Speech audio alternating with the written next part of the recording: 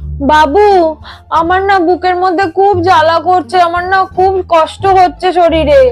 তুমি চিন্তা করো না সোনা, আমি তোমাকে এক্ষুনি লেবু জল করে নিয়ে এসে খাবো, দেখবে একদম জ্বালা কমে যাবে। 1 মিনিট, হ্যাঁ সোনা, এ নাও এই লেবুর জলটা খেয়ে নাও, দেখবে বুকের জ্বালা একদম কমে যাবে।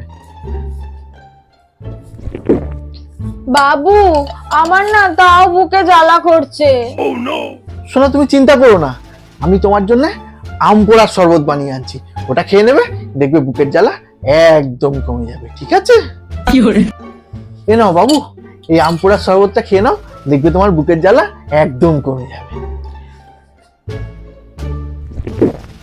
বাবু, এখনো জ্বালা করছে।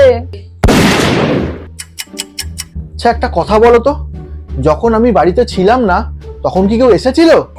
হ্যাঁ, পাশের বাড়ির বৌদি এসেছিল। বুঝতে পেরেছি, আসছি আমি এক্ষুনি। নাও ধরো। আরে, এটা তো সেম ওই ড্রেসটা যেটা পাশের বাড়ির বৌদি পরে এসেছিল। তো বাবু, এখন শরীর কেমন লাগছে? বুকের জ্বালাটা কেমন আছে এখন? এইবার আমার বুকের জ্বালাটা পুরো কমে গেছে।